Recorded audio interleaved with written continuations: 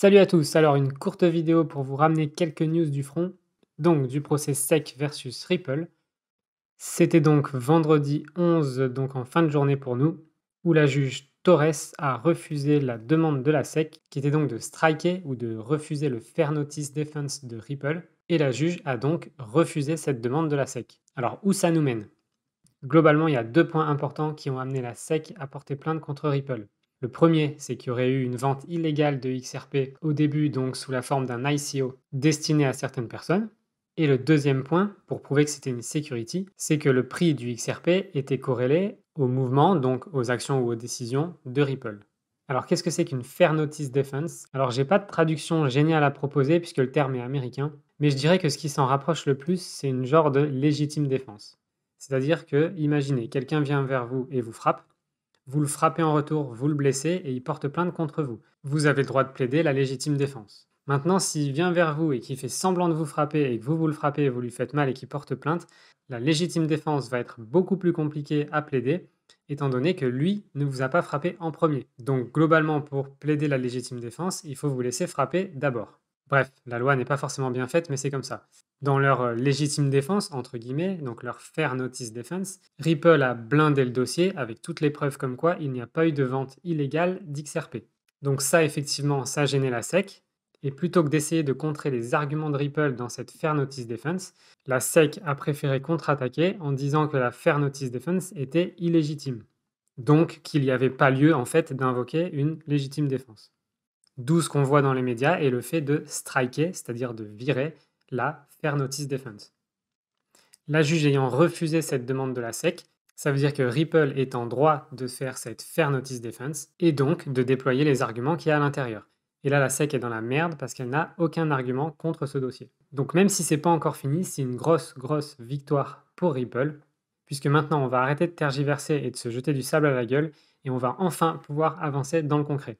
De toute façon, Gary Gensler, le patron actuel de la SEC, avait déjà annoncé il y a 1 ou 2 semaines qu'ils allaient essuyer des pertes, et il a bien dit des pertes, et à mon avis ça, c'est la première d'une belle liste. Donc l'idée de tout ça est d'arriver à prouver que depuis le début, l'attaque de la SEC était illégitime, non pertinente, et donc sans fondement.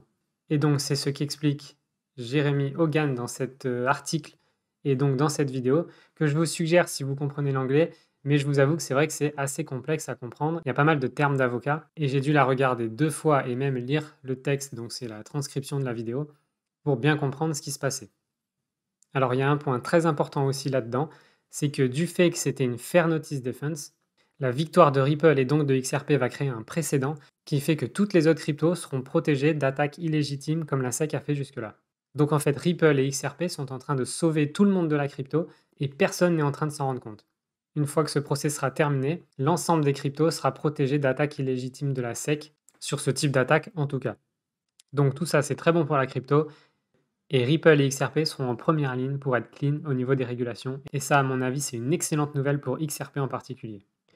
Donc c'est pas fini, maintenant il va falloir faire tomber les dominos les uns après les autres, mais cette victoire vient juste montrer que Ripple a déjà gagné. Et deuxième news importante en ce moment, donc c'est le fameux règlement MiCA qui doit être voté en ce moment par le Parlement européen. Alors on a vu beaucoup de news sur le fait que Bitcoin et Ethereum pourraient être bannis d'Europe, mais c'est probablement encore des titres pour faire des vues, parce que c'est un peu plus subtil que ça. Donc ce règlement MiCA concerne plusieurs choses, dont notamment l'impact environnemental, et donc le souhait de réguler toutes les cryptos qui utilisent le Proof of Work, et donc une grosse consommation d'énergie. L'idée, c'est pas forcément de bannir, mais de réguler et de faire en sorte que les cryptos qui utilisent le Proof of Work, comme Bitcoin et comme Ethereum, utilisent davantage des énergies propres plutôt que des énergies fossiles. Alors ça va bien évidemment compliquer la donne, mais de toute façon, c'est pas une grosse surprise, ça fait plus de 2 ans que j'en parle. Bon, j'étais pas sur YouTube à l'époque, mais ça fait plus de 2 ans que j'explique aux gens que Bitcoin et Ethereum vont avoir des problèmes par rapport à l'environnement, là où des technos comme XRP n'auront pas ce problème. Et c'est exactement ce qui est en train d'arriver maintenant.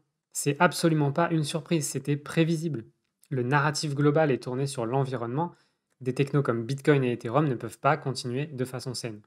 Donc du coup, on va voir ce que vont donner ces régulations, mais je pense pas que ça fasse trop de vagues.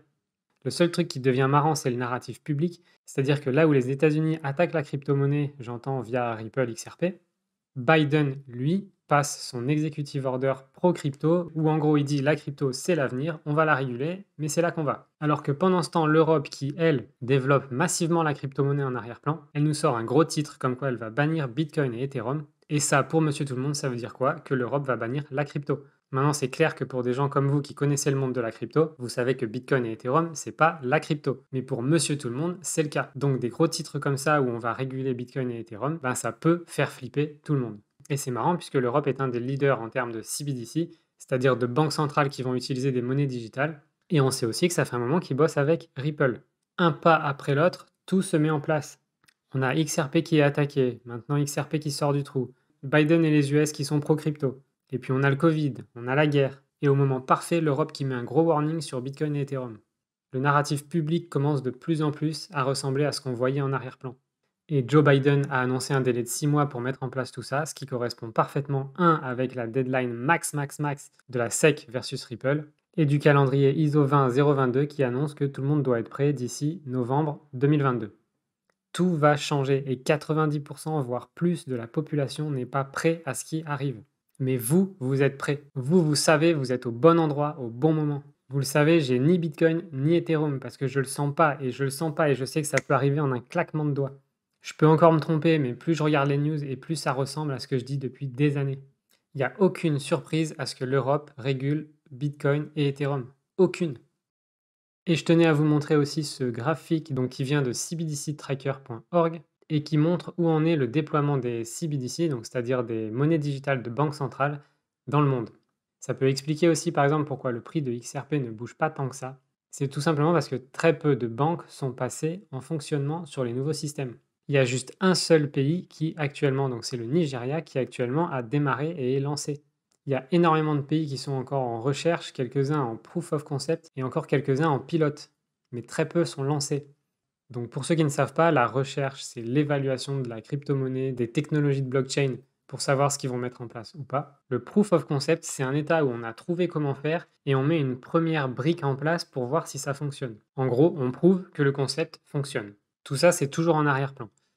Ensuite, le pilote, c'est quand vous prenez le projet, vous le mettez en conditions réelles, mais sur une infrastructure de test ou alors sur une petite ou sous-partie des données. Et quand le pilote est fonctionné, on passe au déploiement et là, on tourne sur les données réelles. Donc, comme vous le voyez, il y a très peu de pays qui sont en réel. Actuellement, il n'y a que le Nigeria. Et tous les autres sont soit en recherche, soit en POC, soit en pilote. Mais tout le monde devrait déployer tout ça d'ici la fin 2022, voire 2023 pour les derniers retardataires. Donc patience, patience, le monde change, mais on y arrive. Alors courage, prenez votre temps et je vous dis à très vite.